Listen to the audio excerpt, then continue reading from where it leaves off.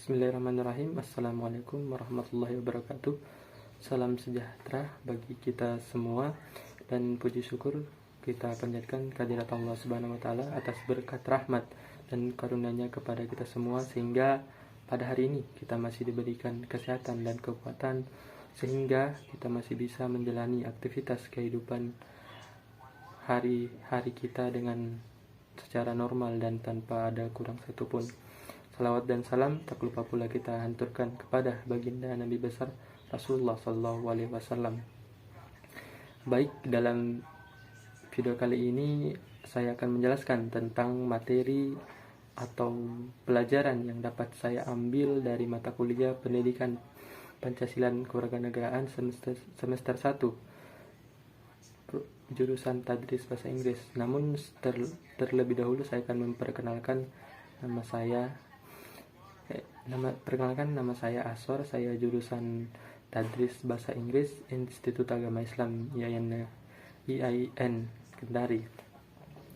Baik, saya akan menjelaskan materi pertama, yaitu nilai dan filsafat Pancasila.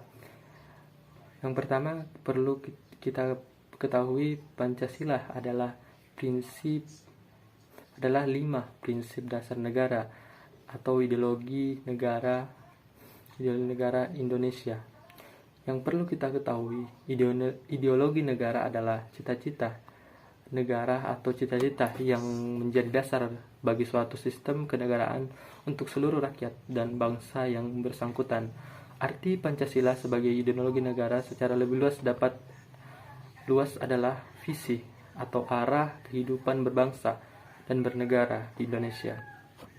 Pancasila sebagai dasar dari penyelenggaraan kehidupan bernegara merupakan kedudukan Pancasila sebagai pandangan hidup bangsa. Peran Pancasila sebagai pandangan hidup bangsa adalah untuk mempersatukan dan memberikan petunjuk pada masyarakat Indonesia yang majemuk, beraneka ragam dalam mencapai kesejahteraan serta kebahagiaan. Kedudukannya, liberalisme, kebebasan berpendapat, dan komunisme, tidak adanya kelas sosial.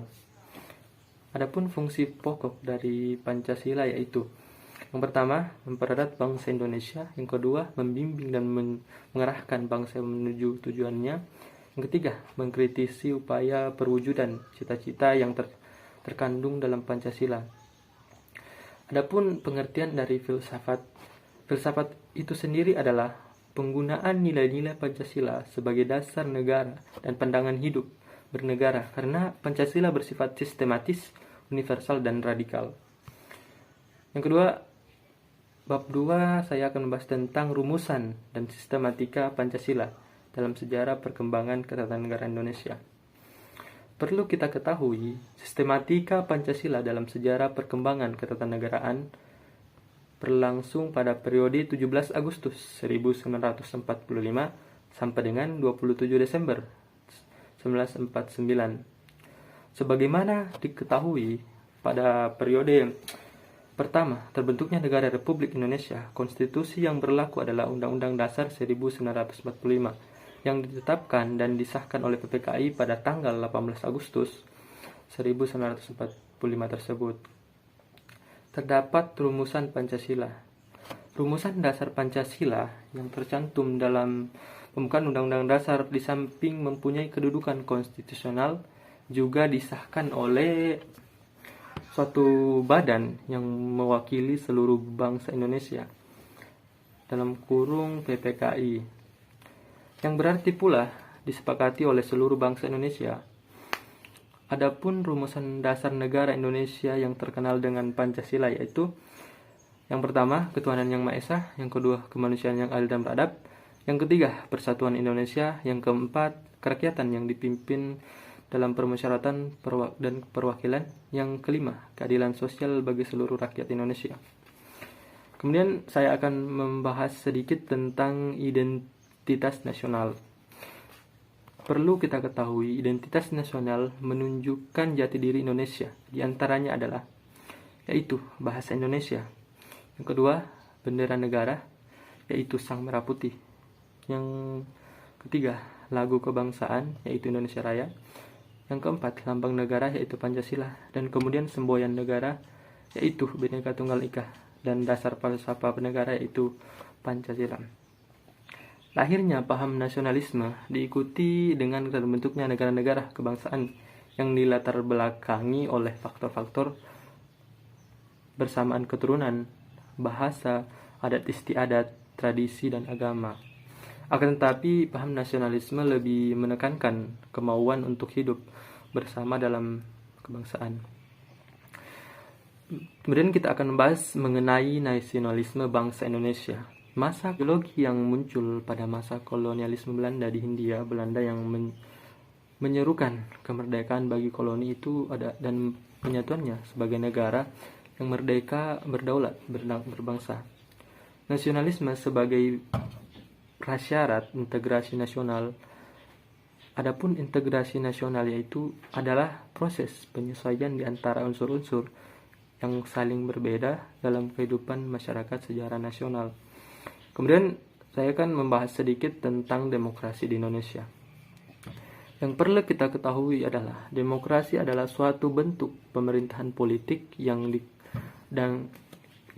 kekuasaan pemerintahannya berasal dari rakyat, baik secara langsung atau melalui perwakilan rakyat, atau biasa kita sebut adalah pemerintahan dari rakyat, oleh rakyat, dan untuk rakyat, yaitu pemerintahan yang berawal dari rakyat dan semuanya itu dilaksanakan oleh rakyat dan kembali ke rakyat. Adapun jenis-jenis demokrasi yaitu demokrasi langsung. Keterlibatan langsung, yang dimaksud demokrasi langsung yaitu keterlibatan langsung rakyat dalam mengambil suatu keputusan. Yang kedua itu demokrasi tidak langsung, yaitu yang dimaksud demokrasi tidak langsung yaitu keterlibatan oleh wakil rakyat, dan rakyat tidak secara langsung berkontribusi dalam demokrasi tersebut, tetapi diwakili oleh wakil rakyat. Yang kemudian kita akan membahas mengenai nilai-nilai demokrasi Indonesia. Nilai-nilai demokrasi Indonesia diantaranya itu pertama, kebebasan berpendapat, berkelompok, serta berpartisipasi. Yang kedua, kesetaraan. Yang ketiga, kedaulatan rakyat. Yang keempat, kerjasama. Yang kelima, kepercayaan. 6, kritik demokrasi era pandemi saat ini. Kemudian saya sedikit akan membahas tentang demokrasi yang terjadi di era pandemik saat ini. Perlu kita ketahui situasi pandemik saat ini memberikan pengaruh yang cukup besar pada semua aspek demokrasi, dan beberapa persoalan yang harus direspon oleh kebijakan publik itu dipengaruhi oleh beberapa faktor. Di antaranya karakter rezim yang berkuasa, partisipasi masyarakat, perkembangan lembaga-lembaga demokrasi, media massa yang ruang publik, kehadiran civil society yang bermakna, dan budaya politik. Menurut saya, kapasitas pemerintah dalam mengatasi masalah relatif rendah. Efektivitas koordinator antar level pemerintahan juga sangat lemah akibat keraguan yang terlihat nyata dari pemerintahan pusat. Akibatnya daerah pun mengambil tindakan yang tidak terkoordinasi dan tidak efektif. Meski begitu, respon pemerintah sebenarnya tidak berdiri sendiri, melainkan disebabkan oleh situasi dan kondisi objektif, termasuk di dalamnya persoalan politik yang timbul selama pandemik. Maka dari itu banyak hal yang harus dikerjakan, seperti krisis demokrasi bukan hanya kepentingan pemerintah saja, namun itu milik bersama, baik publik, partai politik, parlemen, dan para penegak hukum seperti media massa.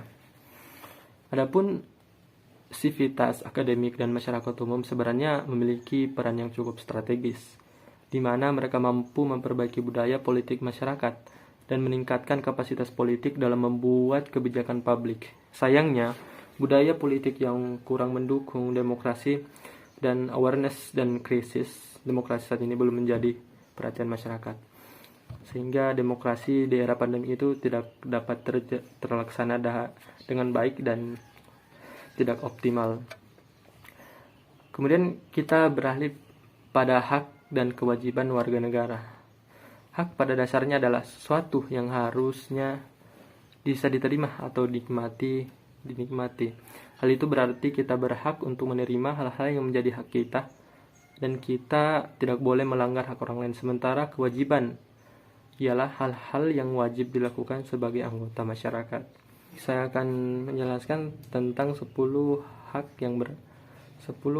yang dapat kita pertahankan sebagai anggota masyarakat. Yang pertama, berhak mendapatkan perlindungan hukum. Yang kedua, pekerjaan dan penghidupan yang layak. Setiap warga negara memiliki kedudukan yang sama di mata hukum. Kemudian, kebebasan dalam memeluk agama, memperoleh pendidikan. Yang terakhir, mempertahankan wilayah kesatuan Indonesia. Namun di balik hak kita juga memiliki kewajiban sebagai warga negara. Yang pertama, hak kemerdekaan dan persamaan bagi setiap warga negara. Yang kedua, membuat dan melaksanakan aturan-aturan hukum. Yang ketiga, melindungi seluruh warga negara dan memajukan kesejahteraan warga negara. Yang terakhir, yang kelima, ikut serta dalam upaya pemeliharaan ketertiban dunia. Baik, selanjutnya saya akan membahas tentang rule of law yang ada di Indonesia. Pengertian rule of law. Inti pengertian rule of law yaitu harus sama. Rule of law harus menjamin apa yang oleh masyarakat atau bangsa yang bersangkutan dipandang sebagai keadilan, khususnya keadilan sosial. Will tahun 1960, rule of law tidak hanya memiliki peradilan yang sempurna, tetapi ditentukan oleh kenyataan apakah rakyat benar menikmati keadilan dalam arti perlakuan yang adil, baik dari sesama warga negara maupun pemerintah.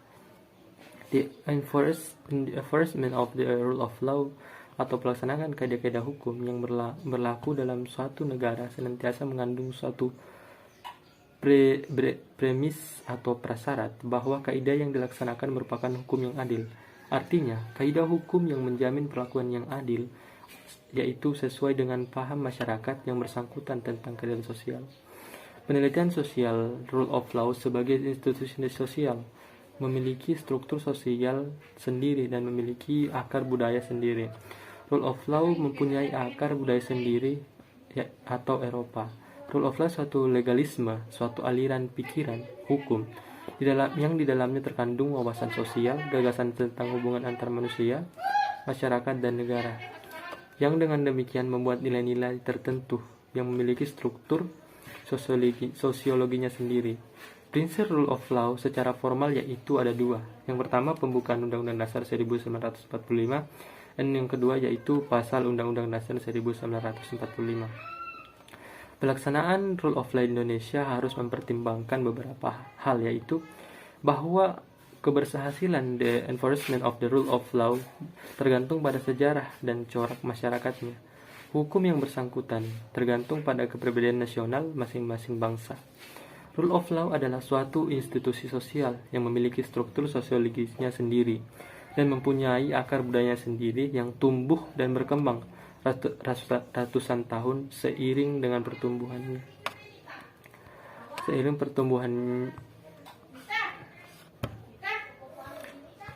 Rule of law adalah suatu institusi sosial yang memiliki struktur sosiologinya sendiri dan mempunyai akar budayanya sendiri yang tumbuh dan berkembang ratusan tahun seiring dengan pertumbuhan masyarakat bangsa Eropa, sehingga mempunyai akar masanya. Bangsa Eropa. Implementasi rule of law di Indonesia, back to law and order, kembali kepada order, hukum dan ketatanegaraan konteks Indonesia. Hukum Indonesia yaitu terdiri dari 4, yaitu rule of Pancasila, rule of Polar, rule of Justice, and rule of Indonesia. Kemudian saya akan membahas tentang hak asasi manusia. Perlu kita ketahui, hak asasi manusia adalah hak yang melekat pada diri manusia, dan tanpa hak itu manusia tidak dapat hidup layak sebagai manusia. Hak yang dimiliki manusia yaitu telah diperoleh sejak dia lahir dan hadirnya dia di lingkungan masyarakat. Hak asasi manusia memiliki sifat universal, yang artinya karena diyakini bahwa beberapa hak dimiliki tanpa perbedaan atas bangsa, ras, agama, jenis kelamin, yaitu tanpa membeda-bedakan antar sesama. Dasar HAM yaitu bahwa manusia harus memperoleh kesempatan untuk berkembang sesuai bakat dan cita-citanya. Hal itu disampaikan oleh Miriam Budiarjo pada tahun 1994. Kelahiran HAM. HAM itu sendiri lahir pada 10 Desember 1948, yaitu HAM resmi diterima PBB sebagai Universal Declaration of Human Rights, memuat 30 pasal yang menyangkut hak sipil, hak politik, hak ekonomi, sosial, dan kebudayaan.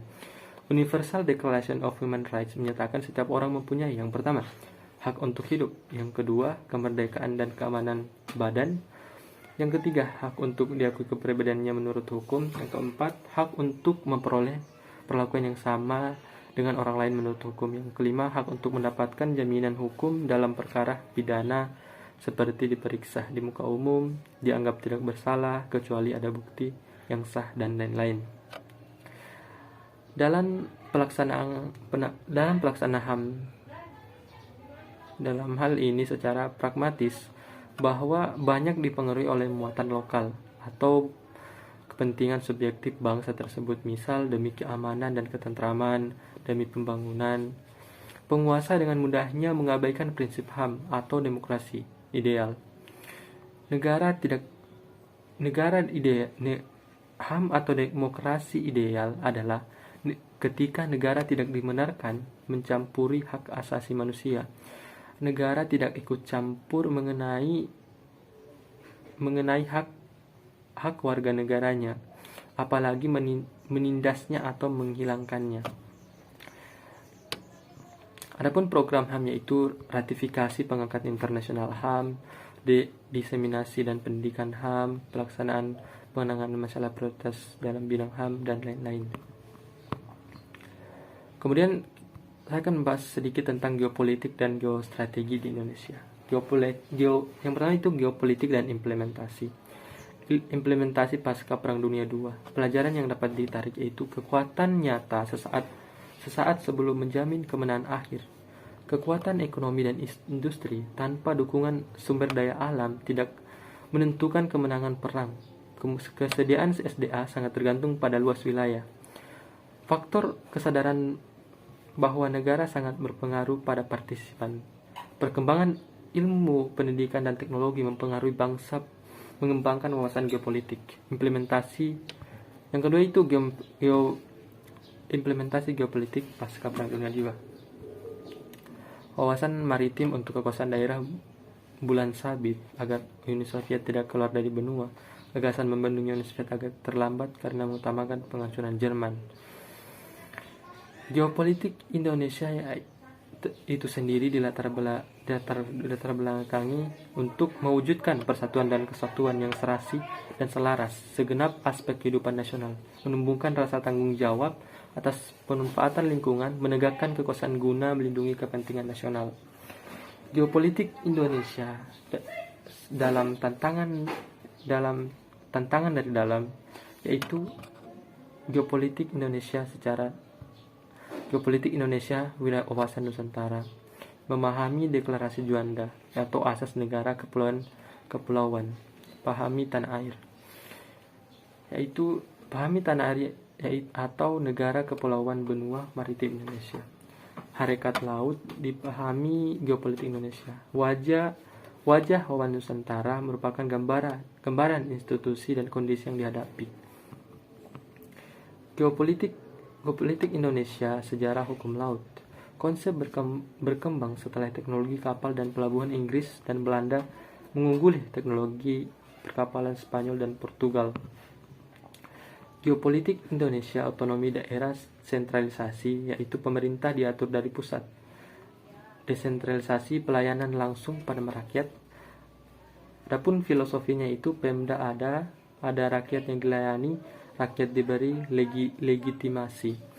Adapun outputnya atau public goods and public regulation dekonstruksi, yaitu tidak semua tugas-tugas teknik dapat dilaksanakan. Situasi geostrategi Indonesia saat ini itu yang terbagi menjadi dua, itu dampak positif dan dampak negatif globalisasi. Dampak positif itu SDM mahir menerapkan iptek yang berlaku pada masa globalisasi. Timbul kecemburuan bila tidak dapat menghasilkan informasi disintegrasi.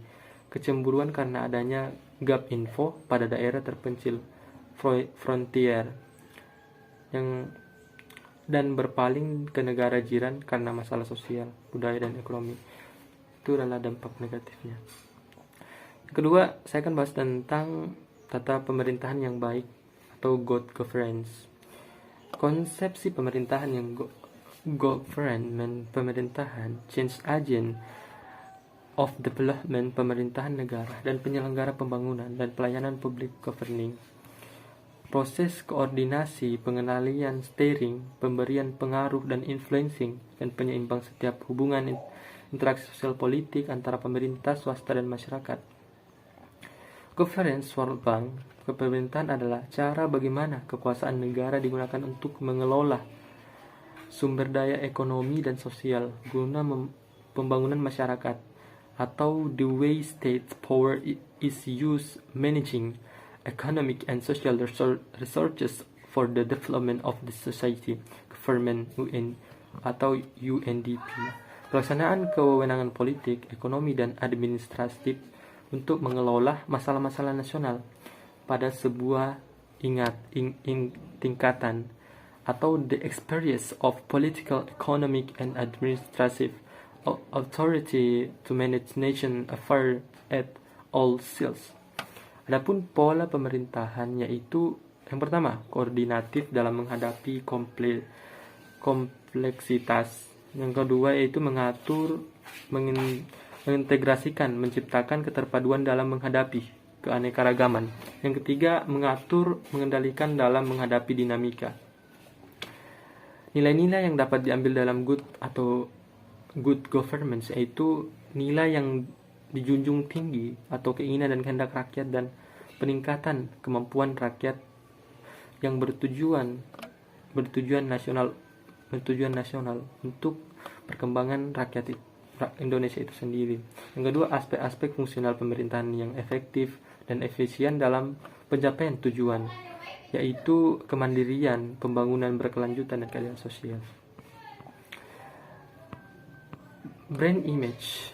Kita membahas tentang brand image, membangun daya tarik bagi pelanggan, memasarkan dan menawarkan produk atau layanan, menjual ide pelayanan kepada pelanggan melalui branding, memberi jalan bagi semua pihak untuk mendapatkan pengakuan dan reputasi melalui perceived value dan pelanggan. Brand adalah aset strategis atau strategik. Profesionalisme, sumber daya manusia, memiliki wawasan yang luas dan dapat memandang masa depan, memiliki kompetensi di bidangnya, memiliki jiwa kompetisi, bersaing secara jujur dan sportif, menjunjung tinggi etika profesi, sinergi, intelijen, emosional, dan spiritual quotient. Manajemen spiritual etos kerja yaitu yang pertama, relationship, silaturahmi. Dan kedua itu equipping atau dukungan. Yang ketiga itu attitude atau sikap kita menghadapi sesuatu, dalam menghadapi sesuatu. Yang keempat itu leadership, kepemimpinan kita selama menjadi pemimpin atau dimanapun itu.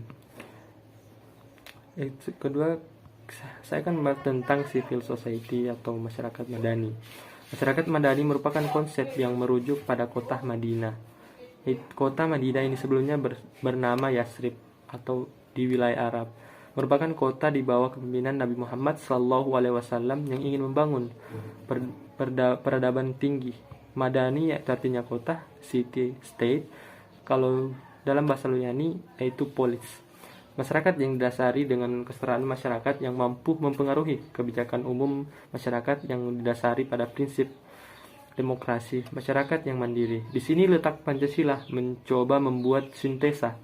Meskipun akar kepemilikan masyarakat madani pada dasarnya dapat diruntun ke belakang zaman Aristoteles, namun Cicero lah yang mulai memperkenalkan pemakaian istilah societas civilis pada filsafat politik.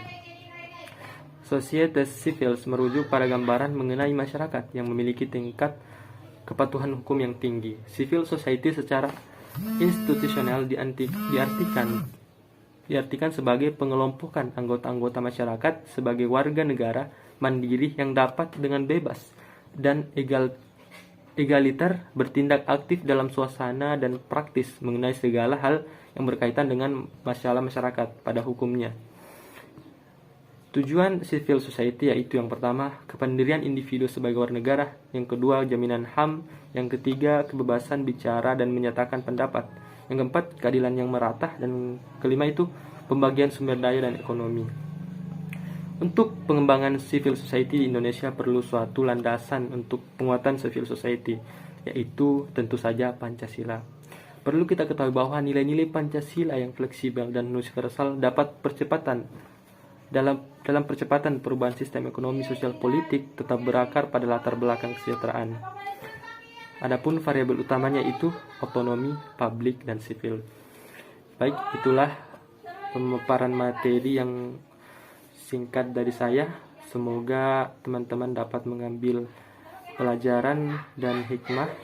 Lebih dan kurangnya mohon dimaafkan karena saya hanyalah manusia biasa dan yang tak luput dari dosa, dan kesempurnaan hanyalah milik Allah.